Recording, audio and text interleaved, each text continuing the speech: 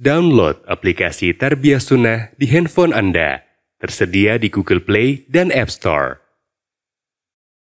Bismillahirrahmanirrahim.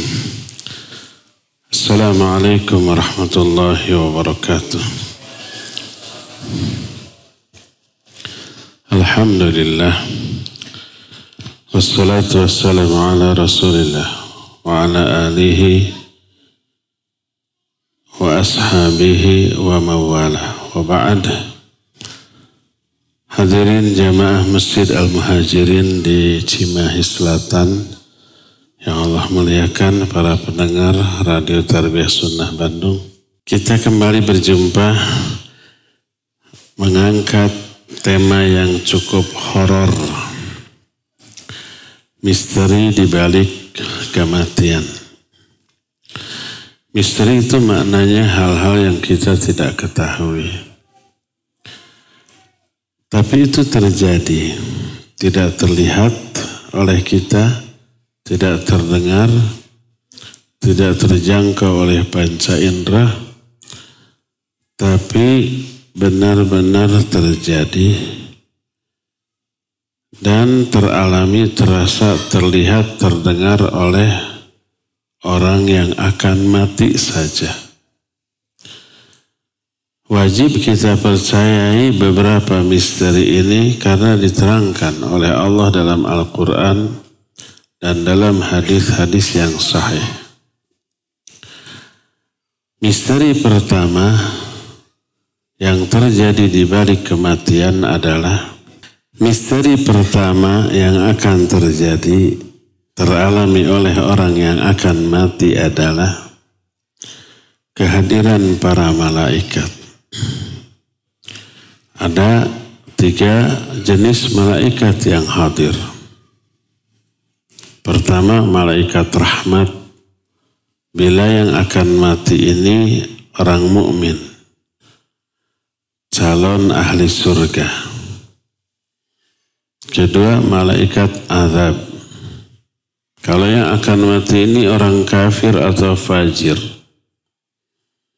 Ketiga, malakul maut. Hadirnya para malaikat kepada orang yang akan mati diterangkan dalam beberapa ayat. Di antaranya Al-An'am 61 menyatakan, wa huwal qahiru fawqa ibadih wa yursilu alaikum hafadhah hatta idza jaa ahadakumul maut tawaffathu rusuluna wa hum la yufarritun. Dialah Allah yang berkuasa di atas hamba-hambanya. Dia mengirim kepada kalian para malaikat penjaga, menjaga kita dari kecelakaan yang tidak ditakdirkan di depan dan di belakang. Allah berfirman, lahu mu'aqibatun min baini yadayhi wa min khalfihi yahfazunahu min amrillah. Bagi setiap manusia ada malaikat penjaga di depannya dan di belakangnya, menjaga orang itu atas perintah Allah. Disebut malaikat hafazah. Allah terangkan dalam Al-An'am 61, wa yursilu alaikum hafazah. Allah telah mengirim kepada kalian malaikat hafazah. Hatta idza jaa ahadakumul maut, sehingga apabila datang kepada salah seorang di antara kamu saatnya kematian, maka malaikat penjaga itu nyingkir, tidak lagi menjaga orang itu. Tawaffathu rusuluna wa hum la yufarritun. Orang itu diwafatkan oleh para malaikat utusan kami. Dan mereka tidak lalai di dalam melaksanakan tugasnya. Disebut tawaffathu rusuluna. Orang itu diwafatkan oleh para malaikat utusan kami. Rusul dalam bentuk jamak. Artinya malaikat yang dikirim itu tidak satu, tapi banyak. Sebanyak apa? Nggak bisa dihitung, saking banyaknya. Sebagaimana diterangkan dalam hadis yang diterima dari Al-Barra bin Azib radhiyallahu anhuma, berkata Rasul sallallahu alaihi wasallam, innal amdal mu'mina idza kana fi inqita'i minad dunya wa iqbali minal akhirah nazala ilaihi malaikatun minas sama bayadul wujuh ka'anna wujuhahum asyams ma'ahum kafanun min akfanil jannah wa hunut min hunutil jannah hatta yajlisa minhu mudda basarihi. Sesungguhnya seorang hamba mukmin, ini hamba mukmin, bila dia sudah berada di masa akhir kehidupannya di dunia menjelang kepergian ke akhirat alias mau mati, maka turunlah kepada dia para malaikat dari langit. Wajah mereka putih, cerah, seolah-olah wajah mereka itu matahari. Sumringah, friendly, ramah, bear marahmai. Mereka membawa kafan dari surga dan hunut. Hunut itu parfum, wewangian dari surga. Sampai mereka duduk di sekitar orang mukmin yang akan mati ini dengan radius sejauh mata memandang. Sejauh mata memandang malaikat. Itu menunjukkan banyak. Bagaimana kalau orang yang akan mati berada di ruang yang sempit 2x3, nggak terhalang. Malaikat kan makhluk gaib. Thumma yaji'u malakul maut alaihissalam hatta yajlisa inda ra'sih. Lalu datanglah malakul maut alaihissalam. Dia duduk di samping kepala orang mukmin yang akan mati itu. Lalu berkata, Ayatuhan nafsu tayyibah, wahai jiwa yang baik, ukhruji ila maghfirati minallahi wa ridwan. Keluar kamu menuju ampunan Allah dan keridhaannya. Keluarlah ruh ini dari jasadnya dengan lancar seperti keluarnya air dari dalam gelas. Lancar kan gak tersendat. Itulah keadaan orang mukmin ketika akan matinya. Orang mukmin melihat malaikat, iya melihat malaikat. Makanya disebutkan wajah malaikat cerah. Dan itu memberi apa? Memberi pengaruh yang baik. Ikut senang, ikut terkondisikan menjadi happy juga. Kalau kita ketemu orang lalu cerah, sumringah, happy, bahagia, kita juga terpengaruh kan, ikut senang. Adapun kalau seorang hamba yang akan mati itu hamba yang kafir atau fajir, maka turunlah para malaikat sawadul wujuh, wajah mereka hitam. Ma'ahul musuh minan nar. Mereka membawa al-musuh. Bukan musuh bahasa Indonesia. Al-musuh itu kain yang kasar dan keras. Yang apabila terkena kulit, perih dan gatal. Dari api neraka, kebayang. Kalau di kita mungkin seperti kain karung goni, tahu karung goni ya? Biasanya wadah apa? Pare biasanya, bukan beras. Kalau beras mah karungnya karung yang halus dari plastik biasanya. Kalau karung goni untuk padi, gabah gitu. Kasar, keras, perih, gatal. Ini libat dari api neraka. Disiapkan. Mereka duduk di sekitar orang kafir yang akan mati ini dengan radius sejauh mata memandang. Kemudian datang malakul maut.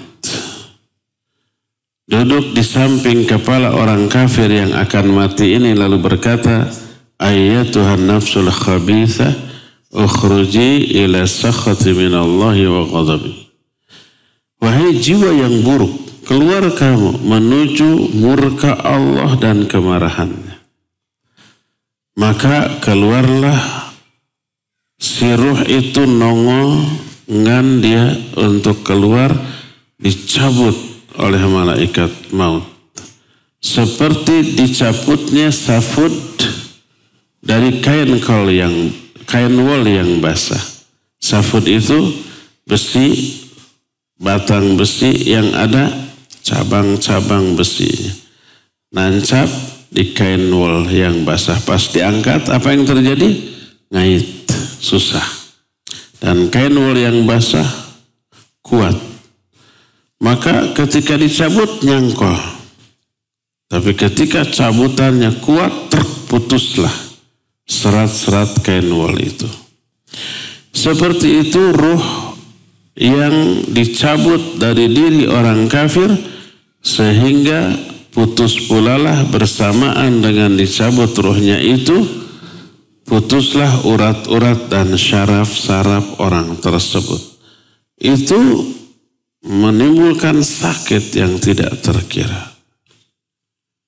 Berkata para ulama ketika menerangkan hadis ini, wa ma yahdutsu lil mayyit hala mautihi la nusyahiduhu wa la narahu wa in kunna nara atharahu.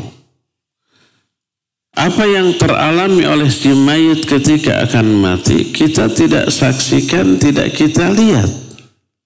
Nggak ada malaikat yang kita lihat ketika mereka berkumpul di sekitar orang yang akan mati, nggak pernah kita lihat. Kalau orang mukmin, malaikat yang datang sumringah, cerah, bercahaya, itu malaikat rahmat. Kalau yang orang kafir atau fajir, durhaka, malaikat hitam, itu malaikat azab. Nah, walaupun kita sering melihat dampak dari proses kematian berupa dicabutnya nyawa oleh malakul maut. Sebagaimana firman Allah dalam surah Al-Waqiah 83 sampai 85, falaula idza balaghatil hulqum wa antum hina idzin tanzurun wa nahnu aqrabu ilaihi minkum walakin la tubsirun. Kata Allah Azza wa Jalla, kenapa apabila nyawa sudah di tenggorokan dan kamu saat itu melihat orang yang akan mati, dan kami lebih dekat kepada dia dibanding kalian. Kami maksudnya para malaikatnya. Walakin la tubsirun, tapi kalian tidak melihat. Kami lebih dekat kepada dia dibanding kalian, tapi kalian tidak melihat. Dan kadang-kadang efeknya itu terlihat berupa kejang-kejangnya orang tersebut atau tipe bergeg dan tipe pereket, sampai kadang-kadang dua betisnya bersilangan atau kekejetan. Sebagaimana diterangkan oleh ayat dalam surah Al-Qiyamah 26 sampai 30. Kalla idza balaghatit taraqi wa qila man raqa wa dhanna annahu firaq wal taffatis saqu bis-saq ila rabbika yawma idzinil masaq. Kata Allah, apabila nyawa sudah di tenggorokan, lalu orang itu bertanya, siapa yang memisahkan antara ruh dan jasad? Wa dhanna annahu al-firaq. Dia menyangka saat itulah saat perpisahan antara ruh dan jasad. Wal taffatis saq bis-saq. Lalu betis dengan betis pun saling membelit atau kekerejetan, kejang. Ila rabbika yawma idzinil masaq, kepada Allah lah pada hari itu orang itu digiring. Nah, ini asar atau dampak dari proses kematian yang teralami hanya oleh orang yang mati. Dia yang melihat, merasakan, mendengar. Orang-orang di sekitarnya tidak melihat, tidak merasakan, tidak mendengar. Makanya disebut misteri. Termasuk yang misteri adalah perkataan malaikat kepada orang mukmin yang akan mati. Bicara malaikat. Tapi yang mendengar hanya orang tersebut yang akan mati. Kita mah yang ada di sana, walaupun telinga kita ditompokkan karena telinga orang mukmin itu, cing ini lagi dibisiki oleh malaikat, ikut dengar. Nggak akan bisa dengar kita. Apa yang dibisikkan oleh para malaikat? Berita gembira. Menyatakan, jangan kamu takut, jangan kamu sedih, tapi berbahagialah dengan surga yang Allah janjikan untukmu. Wajib kita percaya walaupun kita tidak dengar, tidak lihat, tidak menyaksikan, karena ini diterangkan dalam Al-Quran. Konsekuensi kita sebagai seorang muslim yang beriman kepada Allah, termasuk rukun iman yang 6 itu, wajib meyakini apa yang diterangkan oleh Quran. Allah berfirman di beberapa ayat. Di antara surah Fussilat 30. Allah menyatakan, innal ladzina qalu rabbuna Allah thumma istaqamu tatanazzalu alaihimul malaikah alla takhafu wa la tahzanu wa abshiru bil jannati allati kuntum tu'adun. Nahnu awliya'ukum fil hayatid dunya fil akhirah wa lakum fiha ma tashtahi anfusukum wa lakum fiha ma tad'un nuzulan min ghafir rahim. Kata Allah, sesungguhnya orang-orang yang berkata, Rabb kami adalah Allah. Kemudian mereka istiqamah di atas hal itu. Maka para malaikat akan turun berkata kepada mereka, jangan kamu takut, jangan kamu sedih. Perkataan malaikat itu terdengar oleh orangnya. Kalau nggak terdengar mah percuma tuh. Tapi kita yang ada di sana tidak mendengar. Dan berbahagialah kamu dengan surga yang Allah janjikan untukmu. Kapan momen ini, turunnya malaikat ini, bisikan malaikat atau perkataan malaikat kepada orang ini? Para imam ahli tafsir, di antara Imam Mujahid, Imam As-Sudai menyatakan, innama yakunu halatal ihtidhar. Ini terjadi ketika orang itu syakaratul maut. Berkata Imam Ibnu Katsir rahimahullah, wala syakka anal insana fi halatil ihtidhar yakunu fi mawqifis su'aba yakhafu fihi min al-mustaqbalil ati kama yakhafu ala man khallafa min ba'dihi. Fata'til malaikatu litu'minahu mimma yakhafu wa yahzan wa tutma'innu qalbuhu wa taqulu lahu la takhaf wa la tahzan. Tidak diragukan lagi, kata Imam Ibnu Katsir nih, seorang manusia dalam keadaan sakarat, dia berada di dalam kondisi yang sulit. Dia takut terhadap masa depannya setelah mati di alam kubur gimana. Takut dia. Kebayang alam kubur sempit, gelap, pika keungeun, pika sieun. Bikin tegang, bikin takut. Belum ada dua malaikat, Munkar dan Nakir. Kebayanglah gimana. Sendirian, gak ada teman. Selain itu dia mengkhawatirkan juga, sedih terhadap apa yang dia akan tinggalkan, dunia. Gimana nasib anak istrinya, hartanya? Jangan-jangan istrinya begitu habis masa iddah langsung nikah lagi. Anak-anak gimana gak ngurus ayah tirinya, belum tentu sesayang dia, seperhatian dia gitu kan.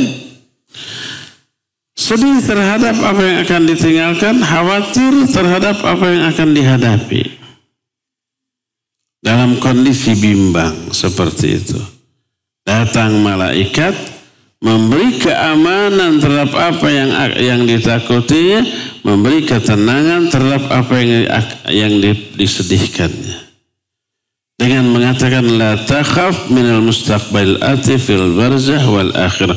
Jangan kamu takut tentang nasibmu di alam barzah dan di akhirat. Kamu akan bahagia karena kamu dulu iman dan istiqomah di atas keimanan. Jangan takut terhadap masa depanmu dan jangan kamu khawatirkan, kamu sedihkan apa yang kamu tinggalkan dari kehidupan dunia. Istrimu, anak-anakmu, hartamu. Nggak perlu kamu pikirkan. Bahkan wa absyiru bil jannatil lati kuntum tu'adun. Berbahagialah dengan surga yang telah Allah janjikan kepadamu. Nah, ini iming-iming yang diberikan kepada orang iman dan amal soleh dan istiqamah ketika akan matinya. Lalu surga yang dijanjikan itu kayak apa? Walakum fiha ma tashtahi anfusukum walakum fiha ma tad'un. Di dalam surga terdapat seluruh apapun yang kamu inginkan. Yang diinginkan oleh jiwa-jiwamu disediakan. Disiapkan apapun yang kamu minta, ya. Mau simontong, mau musangking, mau duri hitam, mau bawor, yang super semuanya ada tanpa membuat kolesterol naik, darah tinggi naik, pusing, tidak akan enak, pokoknya dijamin enak. Jadi kabita. Apapun yang kita inginkan, makanan, minuman, buah-buahan, termasuk aktivitas permainan, iya. Seorang sahabat bertanya, ya Rasulullah, apa kita nanti di surga bertani? Ini petani ini, ya. Antum jangan dilihat bertani itu sekedar mencari nafkah, mencari rezeki. Enggak, ada kepuasan batin di sana. Kalau dihitung-hitung untung petani itu enggak seberapa. Begitu panen, senang luar biasa. Padahal modal bertaninya gede loh, mulai dari mayar tukang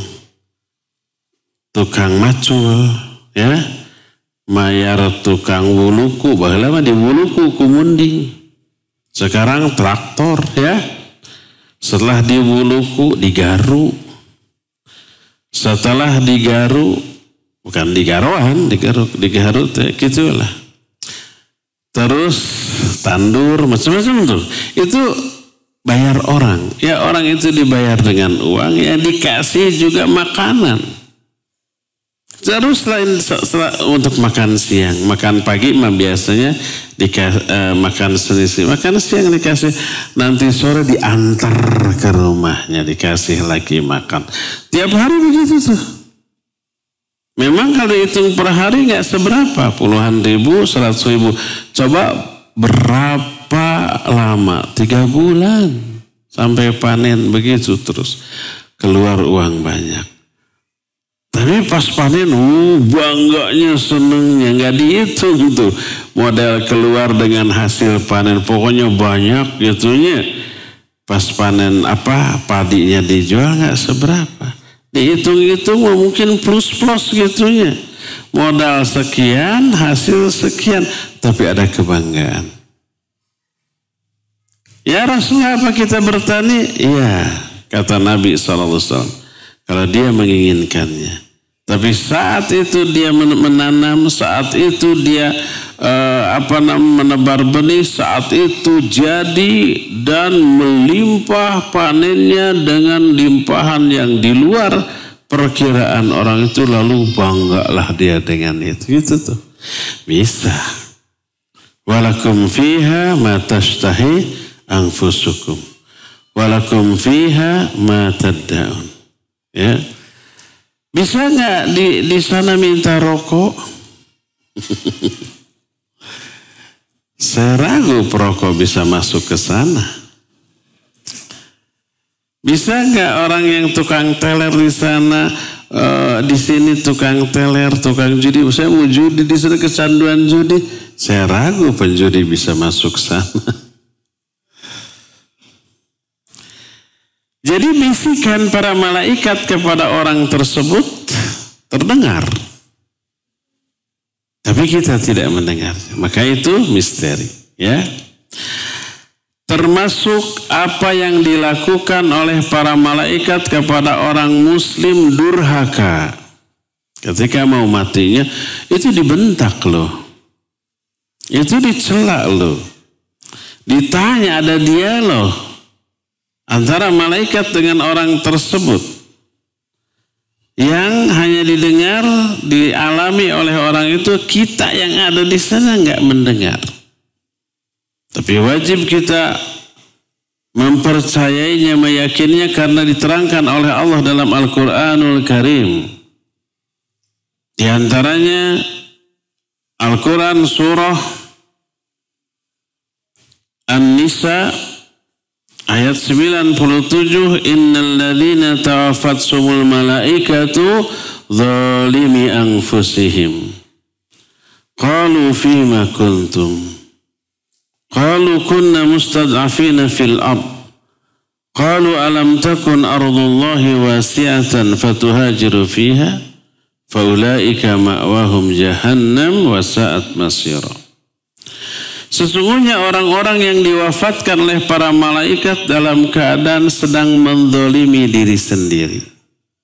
Ini orang Islam, tapi zalim. Ayat ini turun berkaitan dengan orang yang masuk Islam di Mekah, tapi nggak mau hijrah ke Madinah. Sebagaimana dalam kitab Sahih Bukhari, berkata Ibnu Abbas, kata beliau, hadhil ayah fi fariqin aslama walakinnahu lam yuhajir fa adrakahul maut au qutila fi sufufil a'da. Ayat ini tentang sekelompok orang yang masuk Islam di Mekah tapi tidak mau hijrah ke Madinah. Di Mekahnya itu nggak bisa ibadah karena diintimidasi, nggak boleh ibadah. Kalau mau pindah ke Madinah, pengorbanannya berat. Pertama, meninggalkan anak atau keluarga tercinta. Kalau keluarga tidak masuk Islam. Meninggalkan rumahnya, pekerjaannya, hartanya, nggak boleh ada yang dibawa tuh. Terus kebayang perjalanan dari Makkah ke Madinah. Berapa hari, panas, terik, siang, malam berjalan. Di tengah padang pasir yang sepi, kalau malam dingin, kalau siang sangat panas, belum ada binatang-binatang berbisa seperti ular-ular derik atau kadang ada serigala padang pasir gitu. Kebayang beratnya pengorbanan hijrah. Saking beratnya dia memilih tetap di Mekah. Sebagai seorang muslim tidak bisa melaksanakan kewajiban sebagai seorang muslim karena diintimidasi. Atau orang itu waktu perang Badar ikut perang melawan kaum muslimin, dipaksa oleh orang-orang musyrikin Quraisy sampai mati. Mati di Mekah walaupun tidak ikut perang tapi tidak hijrah, mati di Mekah. Lalu pada saat sakaratul maut disebutkan oleh Ibnu Abbas dalam Sahih riwayat Bukhari, fa innal malaikata tuqarri'u haula fi halil ihtidar wa tuwabbikhuhum wa tubashshiruhumun nar. Para malaikat datang menghardik mereka ketika sakarat, mencela mereka dan memberi kabar kepada mereka dengan neraka. Qalu, para malaikat bertanya, fima kuntum, bagaimana keadaan kamu ketika mati, ketika di dunia? Orang itu menjawab, kunna mustad'afina fil ard, kami dulu orang-orang tertindas di muka bumi. Jadi makanya nggak bisa ibadah. Tapi kami Islam, iman. Kata malaikat, bukankah bumi itu, Allah itu luas sehingga kamu bisa pindah? Sudah.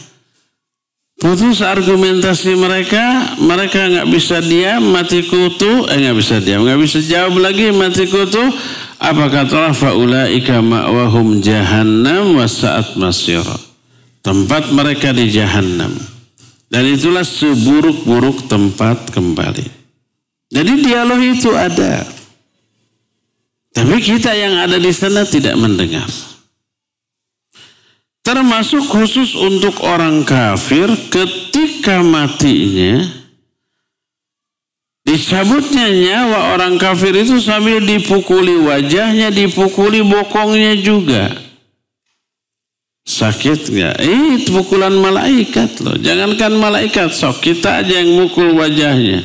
Dijamin asak ya pipi, genjur gitu. Ini malaikat loh. Tapi kita tidak melihat, tidak menyaksikan. Kenapa bisa wajib kita percaya? Karena diterangkan oleh Allah dalam Al-Quran. Di antara surah Al-Anfal ayat 50 dan 51. Allah berfirman, walau tara idh yatawaffa alladhina kafarul malaikatu yadribuna wujuhahum wa adbarahum wa dhuqu adzabal hariq. Dzalika bima qaddamat aydikum wa anna Allaha laisa bidhallamin lil abid. Seandainya engkau, hai Muhammad, melihat ketika orang-orang kafir diwafatkan oleh para malaikat. Para malaikat itu memukuli wajah-wajah mereka dan bokong-bokong mereka sambil dikatakan, rasakan olehmu azab yang membakar ini. Berkata Imam Ibnu Katsir rahimahullah ketika menafsirkan ayat ini, walau tara ya Muhammad hala tawaffal malaikatu arwahal kuffar la ra'aita amran 'aziman fadhi'an munkara idh yadribuna wujuhahum wa adbarahum wa yaqulun dzuqu 'adzabal hariq. Kata Imam Ibnu Katsir, seandainya engkau, hai Muhammad, melihat proses diwafatkannya orang kafir oleh para malaikat, engkau akan melihat pemandangan yang dahsyat dan menakutkan. Karena para malaikat memukuli wajah mereka dan bokong mereka sambil dikatakan, rasakan olehmu azab yang sangat pedih ini. Di dalam ayat yang lain juga sama diterangkan seperti apa yang Allah terangkan dalam Al-Quran surah An-Nahl ayat 28. Allah menyatakan, alladzina yatawaffahumul malaikatu zalimi anfusihim fa'alqaus salam ma kunna na'malu min su bala innallaha alimun bima kuntum ta'malun. Kata Allah, orang-orang yang diwafatkan oleh para malaikat dalam keadaan sedang menzalimi dirinya sendiri. Ini orang muslim. Tapi yang durhaka, yang berdosa besar.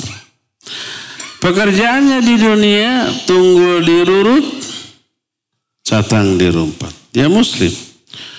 Dia mabuk, dia judi, dia maling, dia zina, dia ngerampok. Pokoknya mah larangan Allah dilanggar.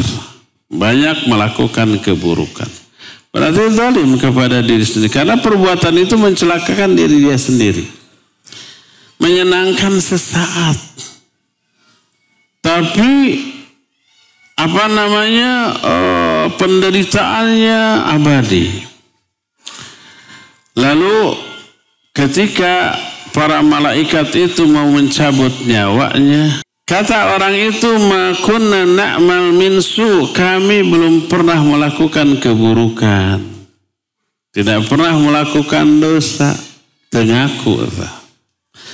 Apa jawab para malaikat? Bala innallaha alimun bima kuntum ta'malun. Ya, kamu sudah melakukan kejahatan. Dan sungguhnya Allah mengetahui apa saja perbuatan yang telah kamu lakukan. Ya. Jadi ayat-ayat ini menjelaskan misteri di balik kematian, salah satunya dialog antara para malaikat dengan orang yang akan mati. Baik dengan orang mukmin, tapi isi dialog dengan orang mukmin mah menyenangkan, menenangkan, memberi keamanan dan kenyamanan. Adapun kepada orang muslim yang berdosa besar, ada celaan. Ada dialog yang berupa mematahkan argumentasi orang itu. Adapun dengan orang kafir sampai dipukuli wajahnya dan bokongnya sambil dibentak, rasakan oleh kamu azab yang sangat pedih ini. Ini misteri. Kenapa? Karena kita tidak tahu, kita tidak lihat, kita tidak saksikan, tapi ini terjadi. Wajib kita yakini. Karena Allah menjelaskan dalam Al-Quran, Nabi SAW pun menerangkan dalam hadis-hadisnya yang sahih. Inilah misteri pertama di balik kematian, yaitu apa? Hadirnya para malaikat dan dialog mereka dengan orang yang akan mati. Apakah misteri di balik kematian hanya itu saja? Tidak. Ada 3 lagi itu. Sekarang yang kedua, misteri kedua. Pertemuan yang akan datang. Kita akan bahas, sekarang sudah habis waktunya. Tinggal kita tersisa waktu untuk tanya jawab. Wa sallallahu ala nabiyina Muhammadin wa ala alihi wa sallam. Ya, untuk pertemuan yang akan datang mohon jangan telat lagi ya, datang tepat waktu.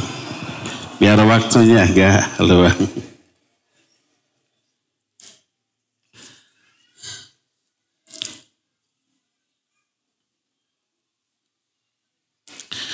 Bolehkah kita wasiat kalau kita mati ingin mendonorkan salah satu bagian tubuh kita? Apa hukum donor?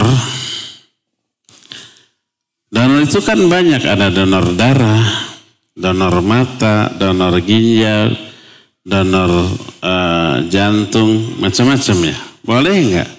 Baik ketika masih hidup ataupun setelah mati, diwasiatkan. Kalau saya mati, ginjal saya kasih.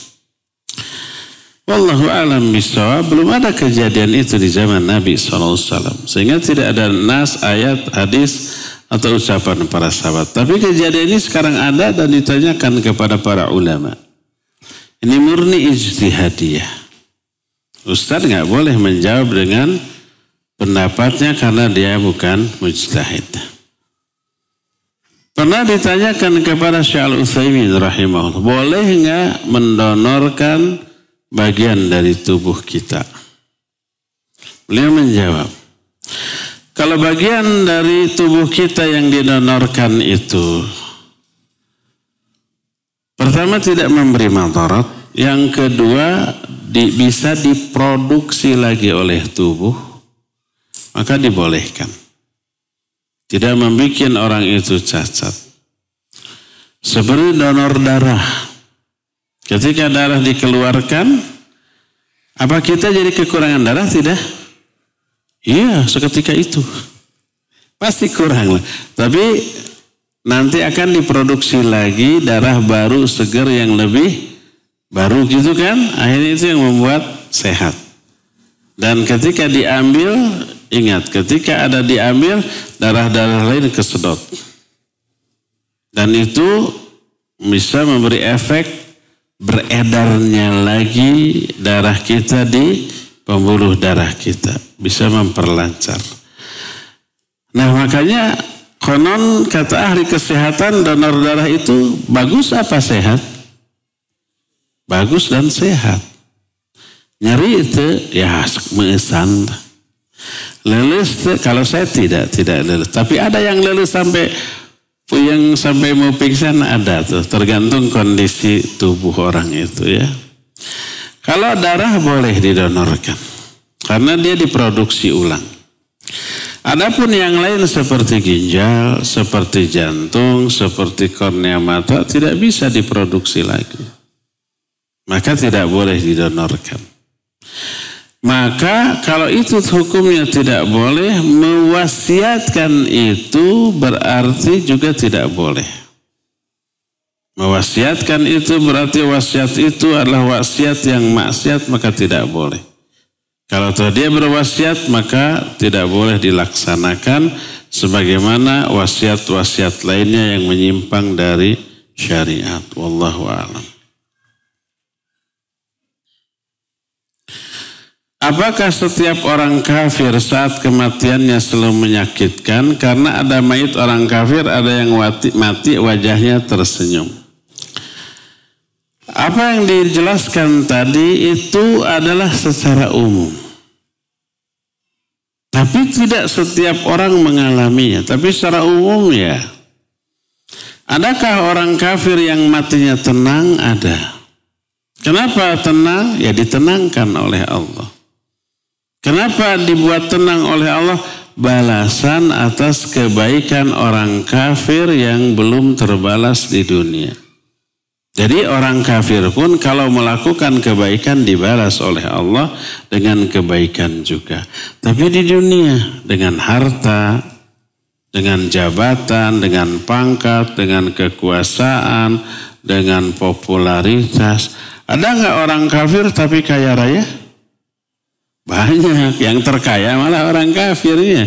Ada nggak orang kafir yang berkuasa? Banyak. Mungkin itu hadiah dari Allah atas beberapa kebaikan yang pernah dia lakukan di dunia. Allah balas dengan kebaikan di dunia. Dengan harta, dengan kesehatan, dengan hal-hal yang membuat mereka happy di dunia. Sehingga apabila pas mau mati, tapi ada satu kebaikan yang belum dibalas di dunia. Belum terbalas di dunia. Dan Allah tidak menginginkan orang kafir itu mati dengan membawa kebaikan yang harus dibalas di akhirat. Enggak. Akhirnya kebaikan yang tersisa yang belum terbalas di dunia ini Allah balas di akhir hayatnya dengan cara ditenangkannya kematian dia. Tidak merasakan kesakitan, ketegangan, ketakutan sebagai balasan dari kebaikan yang tersisa. Satu-satunya kebaikan yang tersisa yang belum dibalas ada, maka dibalas di akhir hayatnya. Akhirnya dia meninggalnya dengan tenang, dengan tersenyum, dengan damai. Ditulis di batu nisannya RIP, rest in peace, istirahat dalam damai. Disangkanya istirahat di sana. Padahal semua kebaikannya sudah habis, terbalas, yang tersisa apa? Dosa, babak belur. Ada ya, ada yang seperti itu. Itu diterangkan oleh Imam Al-Qurtubi dalam kitab At-Tadhkirah.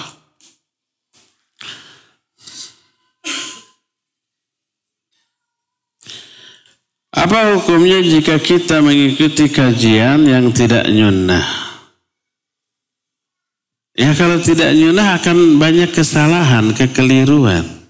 Mengajarkan kebidahan, mengajarkan ra'yu, menafsirkan Quran dengan otaknya, hadis dengan fikirannya, tidak dengan ilmu. Kita dengar itu bisa sesat. Tanpa kita sadari, oh ini ayat, ini hadis diterangkan dari ayat itu benar. Gak tahu bahwa itu salah. Bisa begitu nanti bahayanya. Maka Allah melarang fala taq'udu ma'ahum hatta yakhudu fi haditsin ghairi. Enggak boleh kamu duduk-duduk bersama-sama mereka. Nanti terpengaruh loh dengan kekeliruan, kesalahan. Hanya bertujuan untuk silaturahmi dengan lingkungan sekitar. Silaturahmi tidak harus mengaji. Ingat kata Rasulullah SAW, al-mar'u ala dini khalili falyanzur ahadukum may yukhalil. Seseorang itu agama sangat dipengaruhi oleh agama kawannya. Maka perhatikan dengan siapa kalian bergaul. Kalau orang itu sesat, menyesatkan, atau durhaka, atau fasik, ahli maksiat, ahli bidah, kita gaul itu bisa terpengaruh. Ya boleh. Kalau tidak boleh, tidak berarti memusuhi, enggak. Kalau ketemu, say hello, assalamualaikum, boleh. Tapi bergaul rapat, enggak. Kalau dia sakit, boleh kita tengok. Kalau dia mati, ya kita ikut menyolatkannya, ikut menguburkannya ke pekuburan selama dia matinya dalam keadaan muslim, walaupun muslim yang berdosa besar. Umpamanya lagi nyekek botol, ode mati. Tapi dia muslim. Salatkan. Kuburkan. Kalau nggak dikuburkan mah bau atuh. Iya. Kalau itu, tapi bergaul rapat nggak boleh ya. Jika kita tidak ikut gaul dengan kajian tersebut dianggap aneh, bahkan ada yang menjudge teroris. Itu mah risiko dari sebuah sikap. Kata Rasulullah SAW, innal islama bada'a ghariban wa sayaudu ghariban kama bada. Fatuba lil ghuraba. Islam awalnya dianggap aneh. Dan kelak di akhir zaman akan kembali dianggap aneh seperti awalnya. Maka berbahagialah orang-orang yang dianggap aneh. Siapa mereka? Alladzina yuhyuna ma amatan nasu min sunnati. Orang-orang yang kembali menghidupkan sunnahku setelah orang-orang mematikan sunnah itu. Pasti akan dianggap aneh. Tidak hanya teroris, mungkin disebut lebih dari itu, ya. Walaupun kita minta data, mana fakta data bahwa kita ini teroris. Coba, kita mah menyakiti tetangga aja haram, tidak boleh ya. Kita mah mencela pemerintah yang zalim saja tidak boleh. Kita demo nggak boleh menurut kita. Terus kita tidak boleh mengkafirkan orang yang berdosa besar, tidak boleh ya. Dan seterusnya. Lalu keterkaitan kita dengan terorisme itu di sisi mananya? Oh, itu ngebom, kita haramkan, itu bukan kita. Hanya karena jenggotan, cingkrang, isnya bercadar, sehingga kita pada yang kayak gitu bukan hanya kitanya. Takfiri, Khawarij juga begitu. Tapi beda jauh loh. Jangan menjudge seseorang hanya dari ciri fisik, enggak. Tapi lihat pemahamannya dan akhlak keseharian. Lihat kajiannya ya. Tapi sehebat apapun kita menjelaskan, anggar we tuduhan nuduh mah ya. Ya biarkan, klarifikasi tetap boleh. Tapi nggak perlu ngotot. Biar jangan berharap kita akan dipuji oleh orang kayak gitu. Sehebat apapun, sebagus apapun, jangan berharap akan diapresiasi. Jangan ya. Sudah, bersikaplah wajar. Risiko dari sebuah perjuangan ya. Malbohak disebut terorismenya.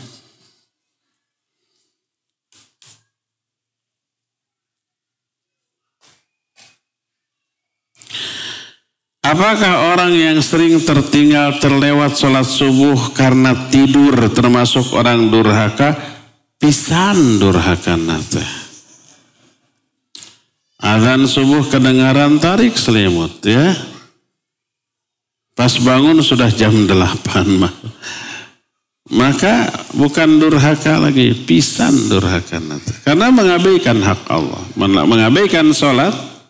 Meninggalkan salat, kata Imam Az-Zahabi dalam kitab Al-Kabair, lebih besar dosanya daripada mencuri, merampok, membunuh. Kenapa? Karena mencuri, merampok, membunuh itu mengambil hak sesama makhluk, sama manusia. Kalau tidak salat itu mengambil hak Allah. Salat itu hak Allah yang wajib kita tunaikan. Mengambil hak Allah jauh lebih besar dosanya daripada mengambil hak sesama manusia. Itu Imam Az-Zahabi yang menjelaskan, bukan saya. Bagaimana kiat dan nasihat untuk orang seperti ini? Bangun siang, kelewat sholat subuh hampir tiap hari. Banjur. Atau coba beli raket elektrik. Kalau diguyah-guyah malah neje. Ya. Malah marah. Coba. Baru saja kita buka pintu, koyat langsung. Daripada disetrum. Itu karena tidak dididik dari kecil, tidak dibiasakan. Sudah gede, sudah kita baru sadar, sudah bandel ya. Jangan lalai mendidik anak-anak sejak dini, sejak kecil. Ustaz, anak akhwat yang sudah ngaji lama. Namun di tengah perjalanan anak melakukan kesalahan. Terus sekarang anak mau tobat dan belajar ilmu agama lagi. Apa masih ada kesempatan buat anak? Kesalahannya apa? Tak ada yang tidak berbuat salah. Kita semua pasti berbuat salah. Saya banyak melakukan kesalahan. Di tengah perjalanan menuntut ilmu, menyiarkan ilmu, pasti banyak salah. Apa harus berhenti? Enggak. Belajar dan mengajar tidak disyaratkan harus suci dari dosa. Enggak ada orang yang suci dari dosa ya. Yang harus dilakukan setelah melakukan kesalahan, taubat. Apa taubatnya? Pertama, menyesal sudah melakukan kesalahan itu. Kedua, berhenti. Jangan menyesal tapi terus dikeria. Berhenti dari dosa itu. Ketiga, bertekad tidak mengulang kembali. Terus tingkatkan ibadah, ngaji terus, jauhi dosa-dosa yang lain. Insya Allah taubatnya diterima dan dosa-dosanya terhapus. Apa sih dosanya? Segede apa? Berapa kali? Dosanya apakah mabuk? Apakah judi? Apa berzina? Apa membunuh? Kalau membunuh berapa orang? Nih ada orang sudah membunuh 99 orang. Mau tobat? Nanya ke orang yang salah, ke rahib. Ya rahib, saya sudah bunuh 99. Saya mau tobat. Bisa enggak? Kata rahib, enggak bisa. Kalap ini orang, dicabut pedangnya. Set, si rahib dipenggal. Genap berapa? 100. Gede dosanya apa besar?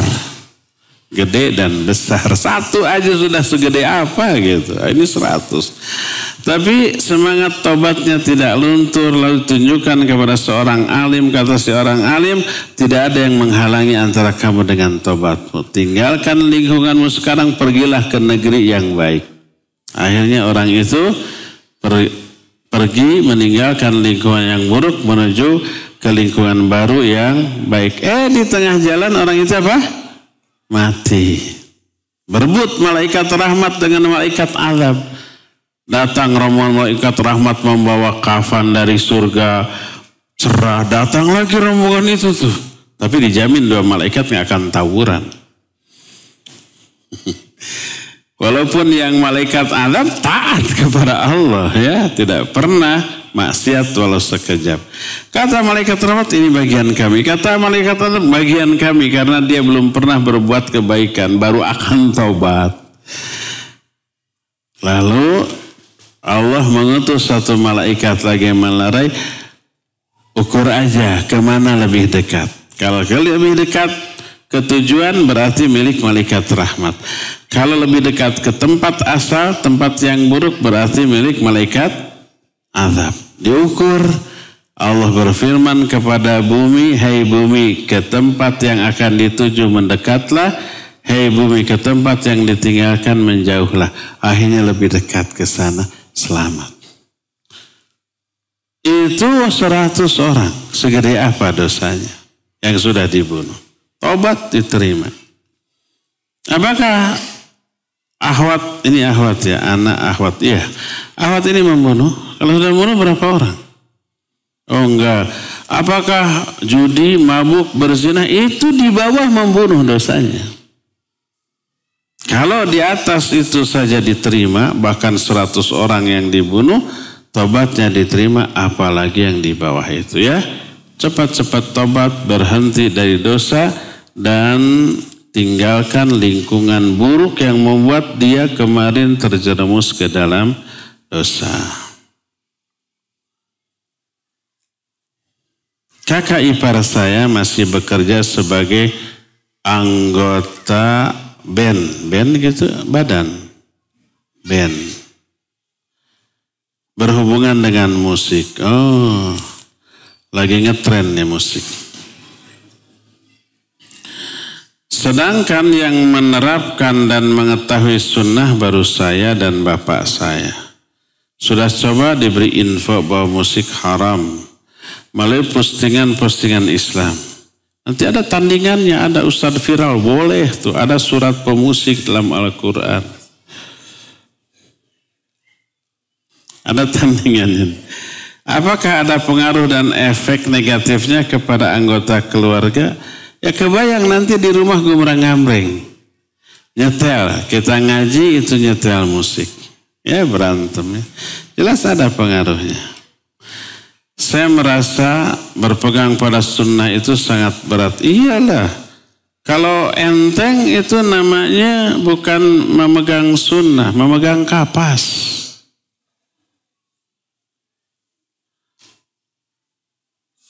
Yati ala nasi zamanun al-mutamassikina fihi bisunnati kal-qabidi alal jamr. Akan datang kepada manusia satu zaman.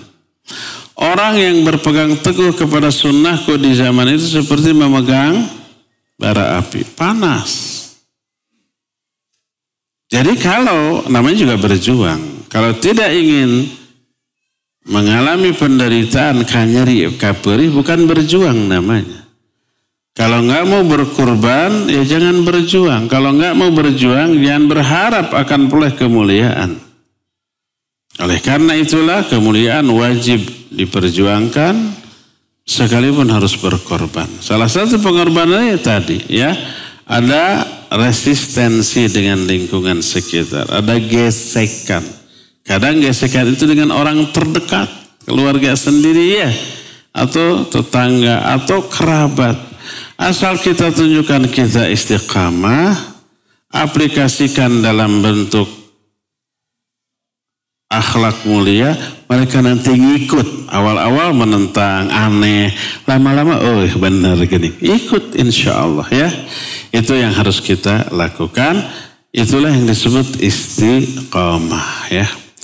Cukup ya, sampai di sini sudah kedengaran adzan gitu. Semoga Allah mempertemukan kita kembali di masa yang akan datang.